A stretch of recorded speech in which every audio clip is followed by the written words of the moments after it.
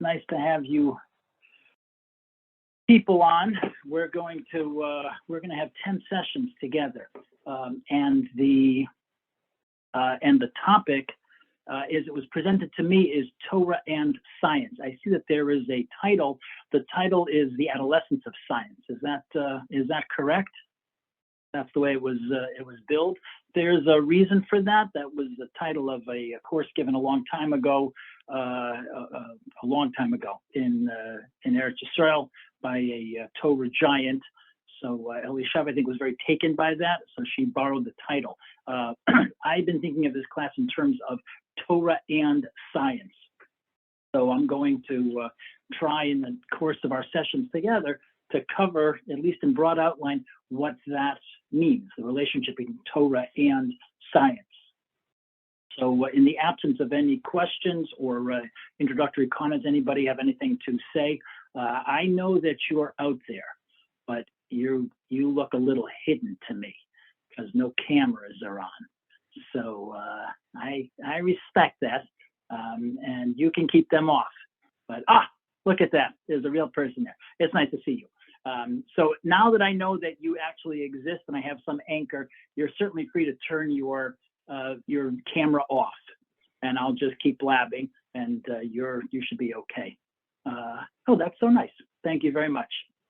All right, we're going to cover a lot of things. So let's jump right into it. When we talk about the topic of Torah and Science, so, and again, that was the working title that I've used over the course of these last several months I've been preparing.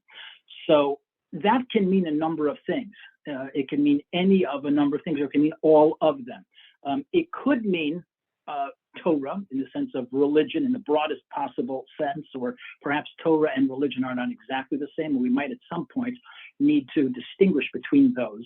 But I'm going to use those terms interchangeably for some period of time. When I talk about Torah or Judaism or religion, all of those mean roughly the same thing, at least at this point. So when we talk about the relationship between Torah and Science, it can mean Torah and Science, which has very often been understood to mean Torah versus Science.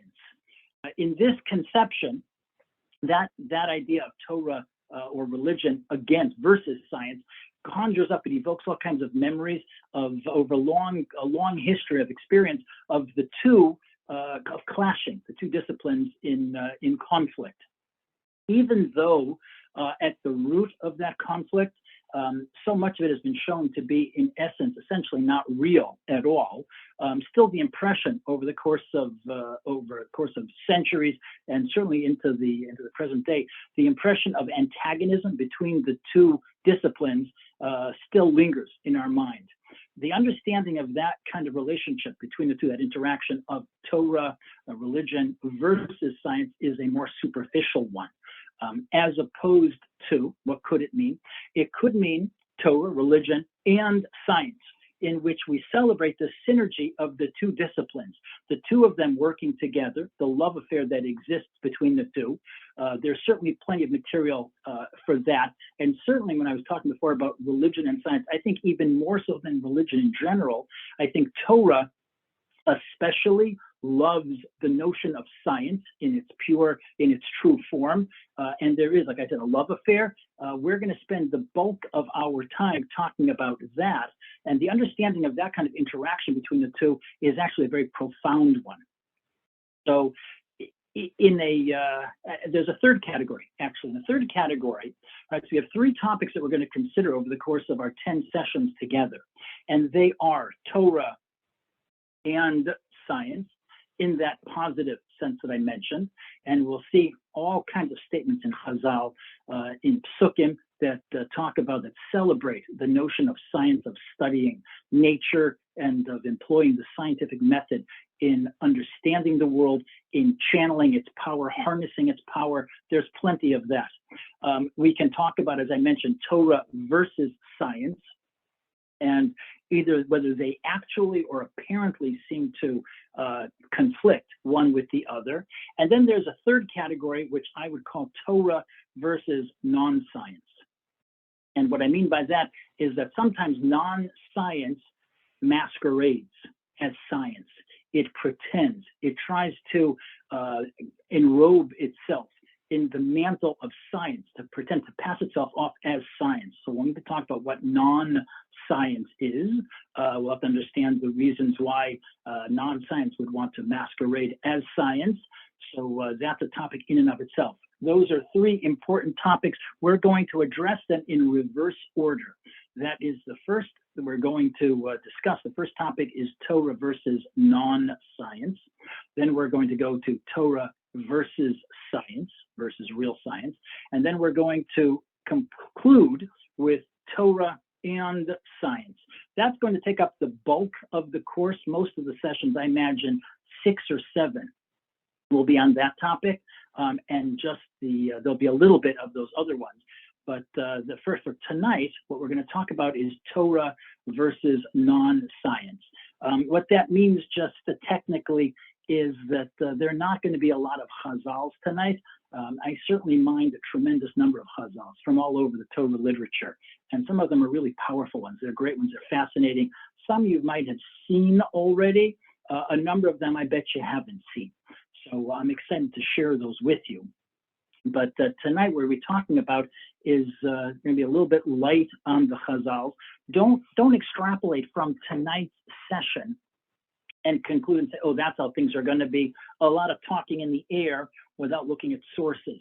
Not going to be like that at all. I'm going to recommend a number of books that as thinking Jewish young adults, you should own and you should read, and you should be familiar with their contents and the ideas within them. So I'm going to mention those over the course of these weeks together. And like I said, you're going to see a lot of important Torah sources inside. But tonight's class is going to be just a little different, and it's going to be, not indicative of the rest of the class. So the rest of the course. In some of these, especially tonight, when we're talking about non-science and about whatever that entails. So we're going to have recourse. We're going to be looking out there into the world, sometime in the political realm and what's going on in the world today. So I'm going to provide a number of examples. We might not agree on our analysis of all the various examples that I'll cite, and that's fine. It doesn't really matter. What matters most is learning how to think critically, how to look at an issue, how to look at a controversy, take it apart and think in some kind of a rigorous, critical way to understand what are the real issues underneath the surface. In the course of some of these discussions, I'm going to be talking about, when I mentioned the political landscape, so out there, the conversation is dominated. It is liberals talking and conservatives talking. Those are the two parties. Now, I identify very clearly, very strongly, I am politically very conservative, but that doesn't mean that I always toe the party line. So the number of the issues that will come up, even though I talk a lot about, the liberals and the conservatives, so I hope that I won't be pinned down. I'm actually proud of the fact that there are a number of times that I diverge. I don't just say, oh, what's the party line? What's the consensus? What do the conservatives dictate I should think? And therefore, I think that also. So I hope that you have also that kind of integrity and that freedom you possess. You employ that freedom of inquiry, not to be constrained by any kind of labels or anything. So sometimes I will be all over the place on the positions that I hold, but I just want to make sure that you understand I'm trying not to shove in my biases into this conversation. They might appear. I hope they won't. And if I am in any way, if you disagree, I would be very happy for you to chime in and share your thoughts. Okay. I think that is pretty much that's our introduction. Hashkafically, we would say that in the ideal case, there should be no antagonism between the two disciplines of Torah in its purest sense and science in its purest sense. They ask different questions. They reach different answers. The fields of study, in a real sense, they don't overlap very much. An example, a very, very simple example, because again, this isn't our topic for tonight. We'll address this more fully in weeks to come. But science tends to address the formulation of what do we observe? How does science, how do we come up with mathematical formulas? How do we predict what's going to be, how the objects are behaving within the physical world? So for example, we could discuss Newton's various ideas regarding his theory of inertia.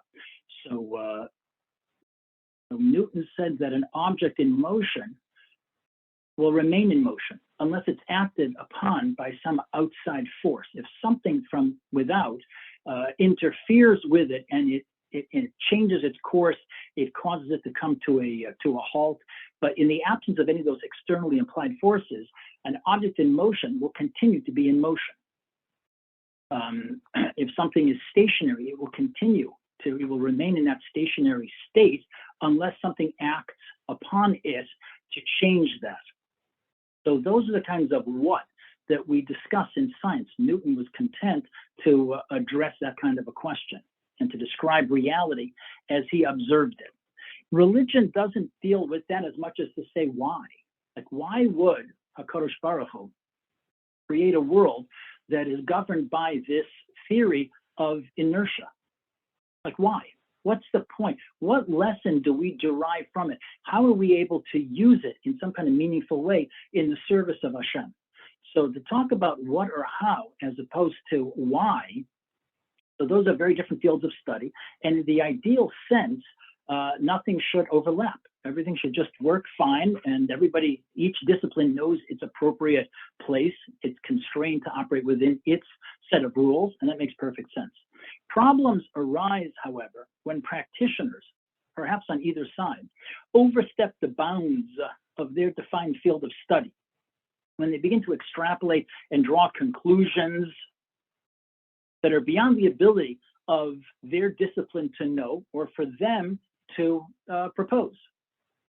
They can do this, the motivations for doing this, sometimes people are doing it, they're sincere, and sometimes they're doing it, there's a kind of a malicious intent, so they're overstepping those bounds.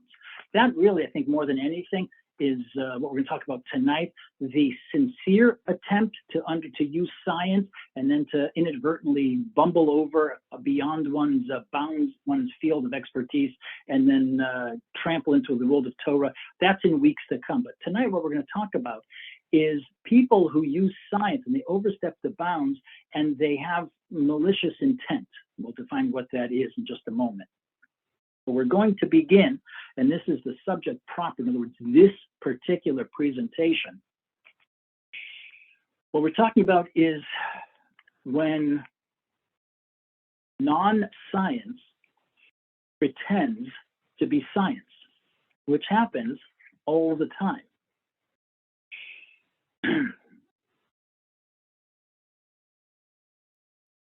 So when we think about that, so first of all, most important of all, we have to define what science is. And once we know what science is, the reason we want to know what science is so that we can know what, in fact, is not science. That's the real important accomplishment for our discussion tonight. And why is the distinction so important? Because science, and I use that term, it's with a capital S. And I'm going to define it more accurately in weeks to come. But science with a capital S is an institution in our society. It's an idea. It is an institution that enjoys tremendous prestige and authority in our world, and rightly so. And everybody wants to cash in on that prestige and that authority and to enjoy the reflected glory of science. If something can be considered science, wow, then they've made it into the inner circle. They've made it to the finish line, and they win. And they can cash in on all the windfall, all the accolades, and all of the positive benefits that accrue from practicing science in our society. Real science deserves, by the way, it deserves the prestige. It deserves the authority that it enjoys. It enjoys all of the positivity, the warm regard that our society has for science that swirl around real science. So science deserves that. Real science produces results that seem miraculous. I'm not sure how else there would be to characterize it. The kinds of things that real science can produce is mamash miraculous.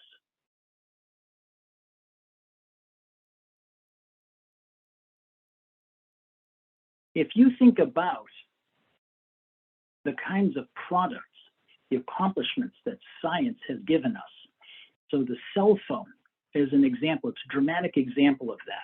We can walk around this little tiny object, and with it, wherever we are, we can connect with the world around us. It implies it possesses features, the GPS capabilities that it possesses. The notion of GPS, we can be anywhere in the world, and there are various geosynchronous satellites up there, and they triangulate and they can determine where we are. Wow, that's incredible. And the precision involved in that, my first career, I was an electrical engineer. I have a master's, an MSEE, a master's in electrical engineering from Columbia University. And I worked in engineering for a number of years before switching into the rabbinate and to chinuch. And when we would study communication systems, the precision, the millions, the billions of zeros and ones that are being communicated, how the message that's being sent and being received, how those are synchronized, and how they confirm that they've been accurately received. The attention to detail, the precision, the exactitude. If it isn't to the ultimate degree, so then these objects don't work. So we're talking about various kinds of scientific accomplishments that are not approximate, they're not perfect in the way that they work. When we talk about satellite communications, the precision involved, and I would invite you to think about all kinds of scientific results, all kinds of items that you enjoy in the course of your life that our society has to offer, that has made our lives easier and has increased the quality of our lives. So science has produced that. Real science has produced that. So you'd have to be either a liar or a crazy person, somebody who is completely divorced from reality, to deny the greatness, the power, the authenticity, and the authority of science. So as I said before, science, real science, has built up a cachet, extraordinary prestige and authority in our society, and deservedly so. And as a society, we attribute the noblest qualities to what we understand, the concept, the etzem idea of science, the practice of science, the pursuit of science, that field of study. So we attribute a whole host of noble qualities to what we understand science to be. And we attribute those qualities to the people who engage in scientific inquiry. Now, I want you to think for a moment, what qualities do we as a society attribute to science? Think about, for a moment, what are the qualities, the characteristics, if you had to picture in your mind and you were to personify what science is, you were to give it, you were to anthropomorphize science, the institution, the notion for a moment, and picture it as a human being, what quality does the study of science, what does it conjure up in your mind, in your heart? I want you to think about that for a moment. Anybody who wants to unmute themselves, you're certainly welcome to do that. If you want to type it in the comments section, I'd be curious to see what you have to say. Just give you a moment. I don't want to take up too much time, but if you want to, you certainly can. I would say in about 20 seconds, I'm just going to continue on. So don't feel Curiosity. constrained. Curiosity. Good. Excellent.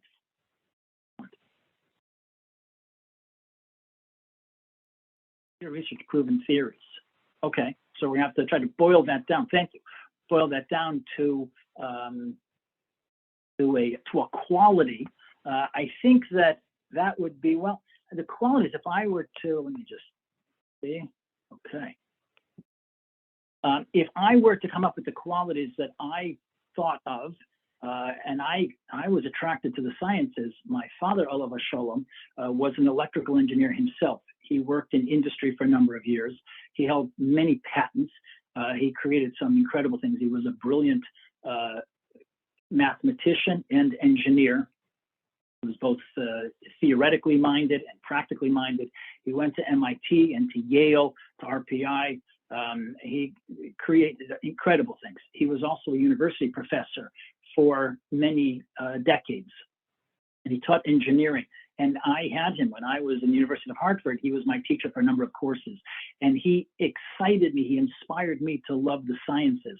I decided to go into I went to engineering also, not because he forced me into it, but because I saw how excited he was about it. He was just genuinely excited about it. And when he talked about science, the kinds of characteristics that he attributed to real science, well, they include honesty. Honesty. When we think about science, real science, and we're talking about authentic science. So real science possesses honesty, that quality, a kind of brutal, uncompromising honesty. If the data indicates anything other than what we thought, we discard our notions immediately without any kind of hesitation. There are countless stories of scientists throughout history.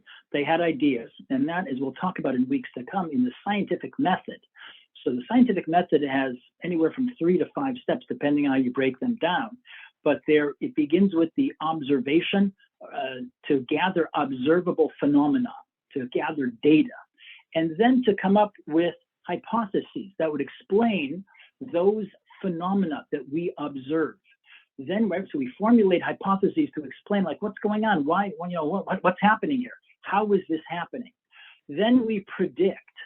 We'll control in some kind of laboratory setting or in some kind of condition. We can control the conditions, and we predict what will happen given a number of, we put together a number of factors, and we're going to test our hypothesis. Then we experiment, and we see, in fact, are we correct? And if we're correct, if it's proven correct if it's proven correct, so then we've got something going here. We might be on the track to something. But I think Goldie had written that about, data proving things. If we collect the data and the data doesn't support our hypothesis, we predicted and we tested, and it didn't happen. It didn't work out the way we thought. So science has the capacity in an instant to leave, to discard the hypothesis and to say, yeah, nope, that's not correct. It's not correct. Now, lahavdil elef alfei ribi rivavot avdalot, in the realm of Torah, we have an example of that. We're going to discuss this chazal another time in the context later on in this course.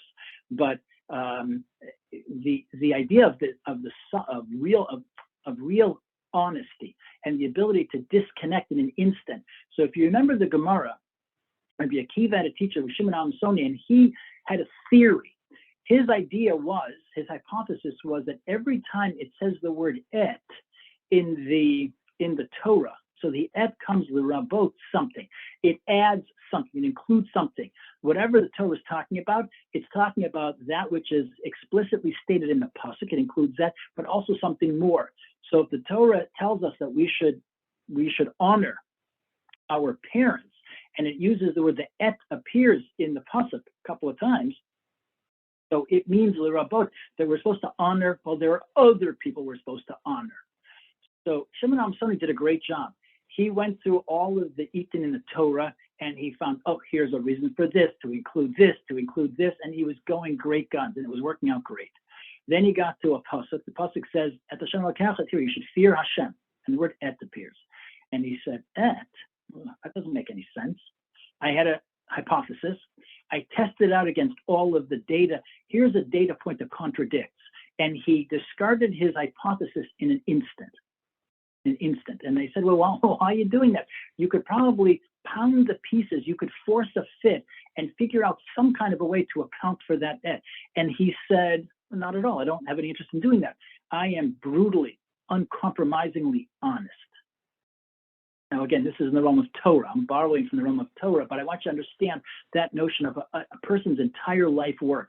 He spent his entire life going through each of the appearances. The word et appears in the Torah before the direct object, and he was able to come up with something compelling. It wasn't just like he was like, proposing, maybe it's this. He's thinking, how about, it wasn't that. He was able to confirm each and every one of the instances. But then there was one data point, one small data point, and a whole life's work for nothing. So they said to him, how are you so readily willing, and you're so ready and willing in an instant to discard? So he said, shame, just as I received reward, sachar from HaKadosh Baruch Hu on the drisha, I was involved in this study, this investigative study, so too kach, I will receive reward on the drisha, on the prisha, by discarding this.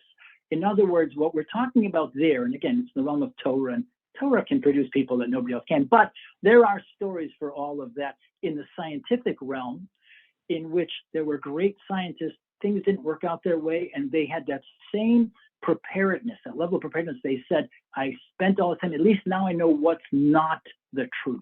Wow, that's breathtaking, that quality, that concept of complete and total honesty in the pursuit of truth. We as a society, we admire that. We admire that a lot. We also admire humility. And humility is a quality that real science is filled with that. I mentioned that there are 3, 4, 5 steps. I outlined those. Observation of the observable facts of phenomena. Number 2, formulating hypotheses. Number 3, predicting. 4, experimentally testing. Did my hypothesis, was I able to predict correctly under those controlled conditions I created? I ran some experiment.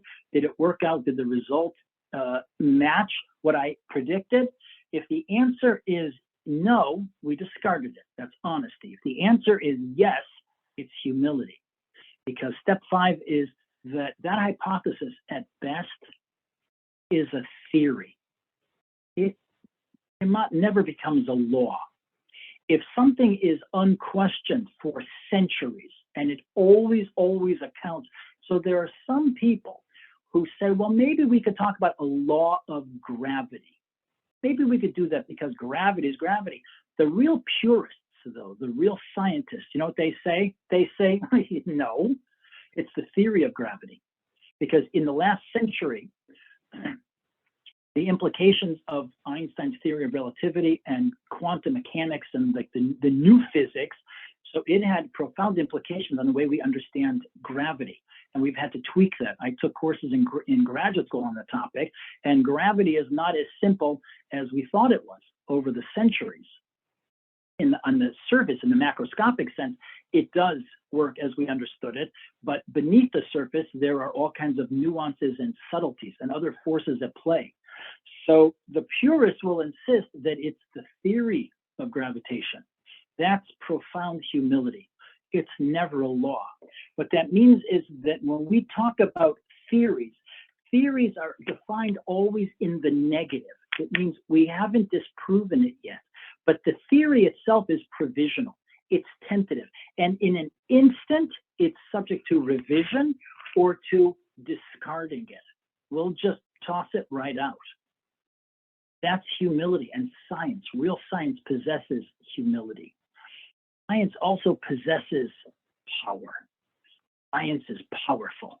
Oh my gosh, it is so powerful. Its power is limitless. It's immeasurable. It's incalculable.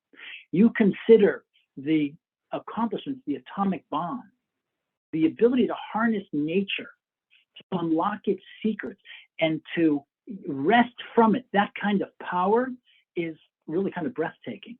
Archimedes was expressing the confidence and the recognition of this power when he made his famous statement, if you give me a lever long enough and you give me a place to stand, I'll move the world. So what he was talking about was the theory of levers. You have the mechanical advantage if you know how long the lever is and you place the fulcrum properly. So you can figure out, now you need a place to stand, not on this earth. But you understand the power reflected in that statement, the confidence in that. Give me a lever, a place to stand, I'll move the earth. This is a guy who, I don't know the size of his biceps. I don't know if he went to the gym 2-3 times a week. He was prepared and he was confident he'd be able to move the world, because harnessing the power of science. That's science. There are other qualities.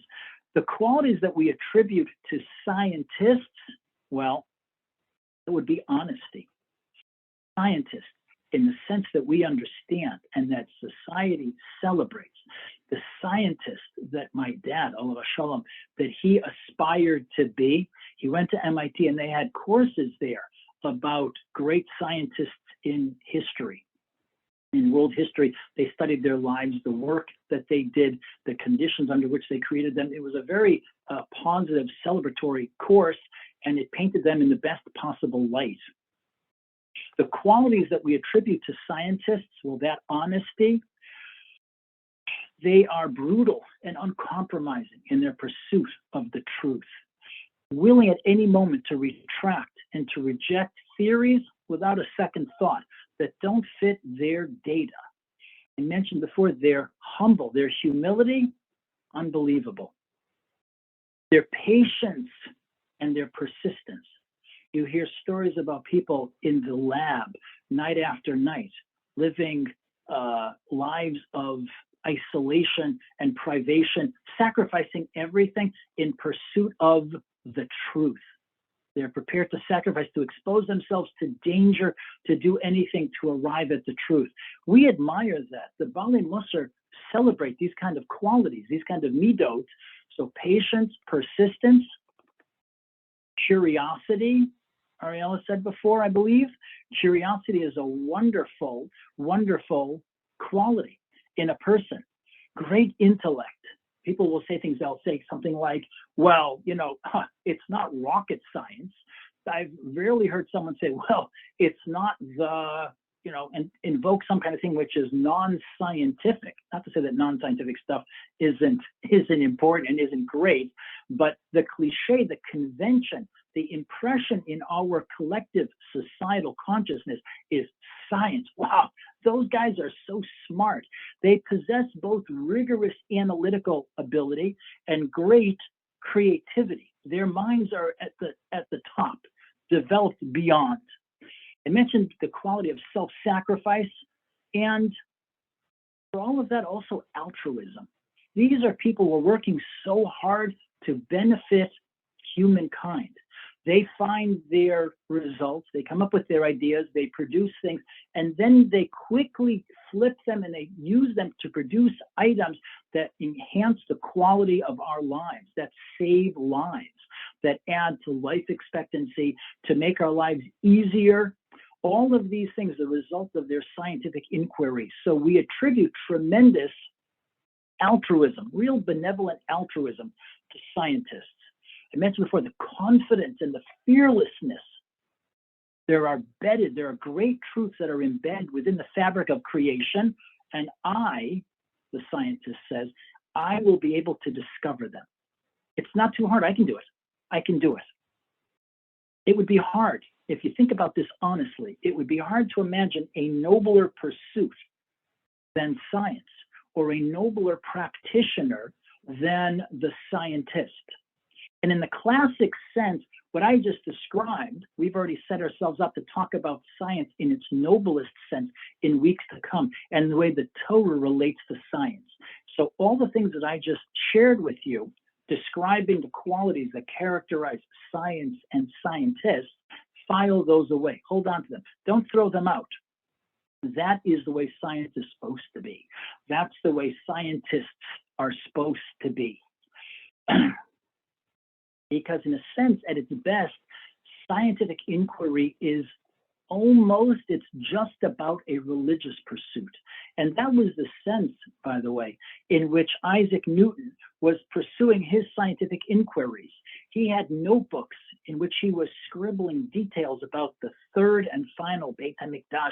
He had all kinds of ideas about the structure of the Chumash. He was thinking about these things, and he was practicing science. He was trying to understand the structure of the physical world as he was in his desire to understand God. That's in the noblest sense. Now what we can do is we can understand what I mentioned before, the taiva, the mad rush to cash in on the prestige, the power, the authority, all of the goodwill that science has. Because if it's possible, let's say you created some field of study, whatever it is, you've got something that you're interested in, and if you can lay claim, if you can somehow hijack the title of science, then you've got it made. Because you are automatically enrobed in all of that prestige and nobility, and at this point in world history, the kind of unquestioned confidence and authority that science enjoys in our society.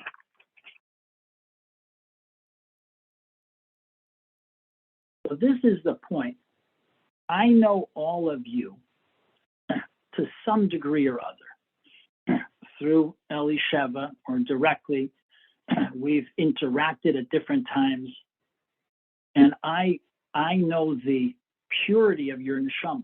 And given you have grown up in Torah worlds, and you've gone to Torah institutions, and you understand the world a certain way, and you strive to be a certain kind of person, and you live your lives. Each of you lives, each and every one of you, you live your life in some kind of a community surrounded by people who are people of, I hope, Torah people with integrity and honesty, sincerity, etc. So I feel bad to be the one to burst your bubble and to introduce you to some very unpleasant notions. So forgive me, but what I would tell you is that it's important for us to recognize that there are a lot of people in society who have definite agendas. They have agendas, and those agendas are not always noble. They're not always noble. Sometimes those agendas, they're not just not noble, they can be downright wicked.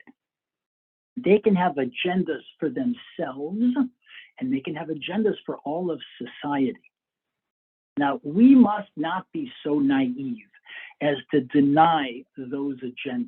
We shouldn't deny them. We shouldn't be that naive. We also should not be, we shouldn't be paranoid if we recognize that such agendas exist.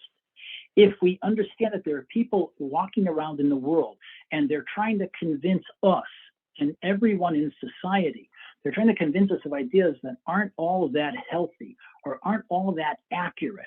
They aren't good for us in the sense that we understand good. We don't have to become paranoid. What it requires is that we have a kind of realistic sense of the world. We not be naive. We have to be guarded. We have to know, we have to be able to distinguish when there are stimuli coming into our world. We need to be able to distinguish between those which are good or accurate and those which are not good and not accurate.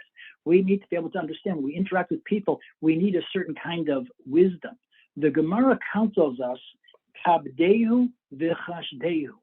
It's a good formula in just about every type of human interaction. Kabdehu, you interact with people, you greet them with a recognition of the greatness and potential that they possess. Every human being possesses a tzelem Elokim. In potential, they could develop that, wow, what they could become. Shocking, what they could become, the greatness. At the same time, people tend to use that power. They're endowed with extraordinary power. The tzelem Elokim means that we're in potential limitlessly powerful, infinitely powerful. People, for a number of different reasons, tend to abuse that power. So we have to be cautious and guarded, but not paranoid or crazy. We engage with the world. And one of the reasons that we learn Torah is to enable us to engage with the world on our terms, where we're in control, according to Torah dictates. That's a very healthy way to go out into the world, not to drop our guard and to be impressionable. And we can be suckered by anybody who's out there in the world, but not to be so jaded and so and to turn such a jaundiced eye on the world that we're not able to interact with it in a meaningful, wholehearted kind of way. So when it comes to science, we have to remember, here we go, that scientists, or the people who profess to be scientists, people who profess that that what they're studying is science, so they have agendas. I'll give you an example. If you spend some time on the internet, if you Google Francis Crick, he was the winner with James Watson, I believe. They were the winners of the 1962 Nobel Prize on their work in discovering the structure of the DNA. Crick, in a number of lectures, in a number of books in his career, so he commented unabashedly, he was not ashamed in any way to admit this, he was quite proud. He said that he had become he had studied biology, he had been involved in biochemistry his entire life. He had been pursuing tirelessly this concept, studying life, the structure of the human body, of living matter. He had engaged in this study. He had one agenda. His agenda was to prove that life is an accident. Life is an accident, that there was, in fact, no plan or purpose or design, that there was no God who created human beings, who created life in any sense on this planet. So as I said before, if you get on Google, you spend a little bit of time, if you look through, let's say you bought one or two of his books, or you could go on WikiQuote or Wikipedia or any of those. If you spend I would say a pleasant hour, it won't be so pleasant, but it will be eye-opening, because what you'll discover is that Crick describes that he was engaged in the scientific method with an agenda, and his agenda was to disprove the notion of God, because he said, if there's no God, stay with me here, I'll let you finish that sentence. If there's no God, well, then there's no need for conscience. There's no sense of absolute morality. There are no restraints for us to do anything we want to do. We can do anything we want in the world. We can behave any way that we want. If it's expedient, if it works for us, if it gives us pleasure. Oh, to be saddled by all of that conscience and morality, it's crushing. It's such a nightmare. But if all of it was an accident, then we're no different, we're no better than the gorilla. We happen to have developed an opposable thumb, so we're a more successful brand of gorilla. But we can act like we're in the jungle all the same. Aldous Huxley was a scientist and a philosopher, and he wrote his memoirs. He wrote a number of books also, and he was just as honest as Francis Crick was. So I just select two quotes. There are many. He wrote in an essay entitled Ends and Means. He wrote something in another essay entitled Confessions of a Professional Free Thinker. So he commented, both these, I mentioned these two quotes for no reason other than I had them lying very easy at hand, because I quote them in my book on the holidays. So this is all an infomercial. I'm just kidding, it's not an infomercial. But those of you who possess this book available where Finer Judaica is sold, just kidding, it's not available there. It's in my garage. But if you're nice to me and you pay attention, I'll give you a copy of the book. So in there, it's on page 86. Yudit is smiling only because she thinks this is so sad because it's true. So on page 86, I quote Huxley as saying this: now this is a man who spent his entire life engaged in scientific pursuit at the highest level. And he said about himself and other scientists, he talks about we, and in that context, he's talking about we, the scientific community. He says, we do not know the purpose of creation only because we don't wish to know. Those who attribute no meaning to the world do so, generally speaking, because this or some other reason fits their design that the world should lack all meaning. That's pretty blatant. It's very honest of him.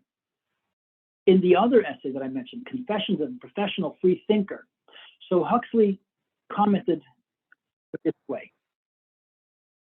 He said, I had reasons. Now, this essay appeared towards the end of his life.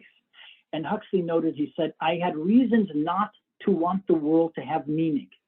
And as a result, I assumed the world had no meaning. And I was readily able to find satisfactory grounds for this assumption everywhere. For me, as it undoubtedly was for most of my generation, the philosophy of meaninglessness was an instrument of liberation from a certain moral system. We were opposed to morality because it interfered with our unbridled sexual freedom. That's a very honest admission from someone who had spent his entire career engaged in scientific research. He had an agenda. Crick, by the way, let's go back to him because we haven't quite concluded with him. Crick studied the human body. He studied evolution, and he did the calculations that it would be 10 to the 260th power that such a sequence of events could take place, these accidental mutations, and he came up with numbers which were impossibly large, and the chances were just, well, it was impossible. It was impossible. So Crick, in a number of places, you can find the quotes very easily, he said, it would be, it's impossible not to attribute some kind of design to the creation, the structure, the working, the various components of the human body. It's impossible not to see plan and purpose in the human body. This was in an instruction he was giving to future scientists. He wrote an essay and he said, but you must not do so. That's what he said, but you must not do so. At no point should you accept the notion of plan and purpose. That's Crick's advice to those who follow. If you spend some time on the internet, you'll probably find a number of references to him because he didn't finish his career right with that. He finished it like this. He reached a point in his life and he said, it's just not possible. It's just not possible that the human body is the result of accidental mutations. There couldn't be an ascent from the primordial soup that would account for this. It's just not possible. He said, there has to be plan and purpose. There just has to be. He said, but since I refuse to believe that there is a God, I refuse to believe that God is running the show. I don't want a God. I don't want there to be the consequences of absolute values or the constraints of morality. I don't want any of that. But I can't deny the fact that there's plan and purpose. So where does human life come from? Crick concluded, where? He said, I think our planet was seeded by aliens. Aliens either came here or they sent, through some mechanism, they sent the structure of human life. They sent what would become human life, or the blueprint of human life. They sent it here because it could not have been the result of an accident. It just couldn't have happened by itself. No matter how many billions of monkeys pounding on billions of typewriters for billions of years, you couldn't produce the human being. So his critics, so to speak, said to him, this was how a distinguished scientist, a Nobel Prize winner, this was how he concluded his career, with the theory that aliens sent human life to this planet. And they said, well, who created the aliens? And he said, Well, that was also probably the result. Perhaps they had longer, perhaps there was no resolution. When you listen to that, what you hear is what we call in Torah terminology, we refer to that as a negia. That probably is the only real pure Torah idea with a Torah source. In other words, the Bali Musar talk about the concept of negia throughout the Musar literature. A negia is when someone has agendas deep within themselves. They want something to be, or they don't want something. They've got some deep deep within themselves. Perhaps they're aware of it. Perhaps they're conscious of it. Perhaps they're not. Whatever's going on, something though is driving them, and it's interfering with their clarity of thought. They're not being objective. They're not practicing that brutal, uncompromising honesty that we were talking about before. Crick was not in any way brutally, uncompromisingly honest at every turn. Now, this is not the first time that I've taught this topic. It's not the first time I've engaged with him or the things that he said. Over a number of decades, I've read all kinds of things that he had written.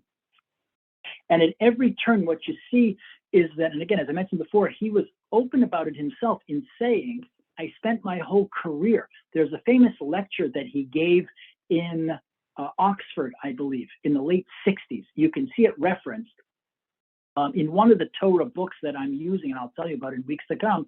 They cite the talk and they excerpt part of it. So Crick is talking about the fact that he was single-minded. He wanted to ensure that he wanted to convince everybody in the world there's no God. We can behave sexually and otherwise any way that we want. Nobody can our hands can constrict us in any possible way. That is a very powerful, very, very powerful negia. Now, what are various negias that can exist? So I mentioned before, a belief in God, or more importantly, a denial, God forbid, of God's existence. That's a very powerful agenda that a person can have, with all of the implications, all the consequences that spin out from that. There are various issues I mentioned of human sexuality. People engage in all kinds of scientific, so to speak, or non-scientific, pseudoscientific behaviors, because they've got some kind of sexual agenda. And when I talk about sexual agenda, that breaks down into a whole bunch of different kinds. Huxley was talking about the ability for himself and his colleagues to go and find he wanted to find an endless number of young women with whom he could have fun. But there are other types of human sexuality, other kinds of behaviors. Those of us who know our Chumash, and we see why Sodom and Amorah were destroyed. So we know that and we look at the news today, so we know that there's all kinds of agendas out there that swirl around the concept of human sexuality. The origin of life on Earth, the age of the Earth, all of these are not neutral scientific questions. They all reflect, at the bottom of them, somewhere lurking beneath the surface, are agendas. Their practitioners have agendas, and they kind of know the answers, where they're trying to get. Crick knew where he was trying to go. Aldous Huxley knew where he was trying to go. Countless scientists know where they're trying to go. Scientists in the past and scientists in the present. Now, I just want to give you an example. We only have a few minutes left. I prepared a lot of material. We did not do a lot of material tonight. Well, we did, but we did a very small percentage of what I intended. So this is going to spill over a little bit next week, but then we'll resume. We'll go on to our next topic. But I want to give you an example. I think it's important enough to give you an understanding of how negias work. What is, right? And I want to give you an illustration of a negia and how it clouds a person's thinking. Let's suppose we are confronted with some kind of material, some kind of information, a body of information, and we look at it. We should, in the best sense, we should approach everything in a kind of objective, critical, honest way. If we have agendas, if we have negiyas, they get in the way, and we come away from an encounter with facts and we think that we were honest, but we weren't. We weren't. So, well, let's share another chazal. The Torah says in the third paragraph of the Shema, it says, Lo taturu, you shouldn't go straying after. So it says, Achrei levavchem, v'achrei nechem. So the chazal point out that that's a very strange formulation. The order of that is, it seems backwards, because it says like this: you shouldn't go straying after your hearts and after your eyes. Chazal say, well, that's not the way things usually work. What happens is that first we encounter, we see with our eyes. We look at something. We look and we say, oh, wow, that looks delicious. I really want that, I don't know, cheeseburger. I want, oh, that cheeseburger looks so yummy. So the eyes see it. It's sizzling on the griddle, and it's like melty, and it's bubbly, and then, right, then the heart desires. That's the order. So it should have said, Achrei nechem, Achrei levavchem. But in point of fact, that's not what it says. It says, Lo tatu, you shouldn't follow after Achrei levavchem, after your hearts, and then Achrei nechem, and then after your eyes. So, well, isn't that backwards? So Chazal say, well, when we talk about einechem in the pasuk, it means something very different. The correct order is really this: first, the eyes, the flesh and blood eyes, see. They look at the world and they see. The pasuk doesn't mention that experience of that phenomenon of the eyes, the flesh and blood eyes seeing. It goes to the next step. Then the heart desires. Then the heart desires. And then the intellect is hijacked. It's conscripted into service, and it starts working overtime. And it starts spinning theories, and it starts coming up with ideas and whole philosophies of life. And the point of those philosophies of life, all of that analytical, that analysis, the rigorous thought in which our intellects are engaging, and that the pasuk is referring to as einechem. It's the way we look at the world. So the point of all of that is to justify what our hearts desire. What that means is that our intellects are propaganda. Most of the thinking that we do is propaganda for our appetites, for our taivas. Most of a human being's thinking is propaganda for their taivas. They rationalize, wait, nobody wants to think, I'm doing something, I want to do something, and it's wrong, I'll do it anyway. They want to explain to themselves why really it's wonderful, why it's proper. There's nothing at all wrong with it. Deep within us, there's a conscience, a result of having a tselem Elokim. So in order to make ourselves feel better so that we're not racked by guilt, which can consume a person, we invent all kinds of theories to justify why we're behaving in this perverse, wicked way. It's really not wicked. It's really, I kind of have to do it. So that's what it means to have the negiah. The flesh and blood eyes saw, the heart desires, and then the einechem of the intellect sees the world anew, but this time in a way that says, really, that's a fine activity. Really, you should do that. So that kind of thinking, that kind of way of looking at the world through those kind of einechem, that's negiah driven. And that is not honest, objective thinking. So I'm going to close. We started a little late, so I need about 2 minutes, and that will bring us to exactly 1 hour. My wife has a friend, or had a friend when they were young, and she announced Marsha and I had been married already for several years, and her friend mentioned to her that she was getting married, and she was marrying someone who was studying to be a conservative clergyman. He was in a conservative theological seminary, and he was going to come out and become a conservative clergyman.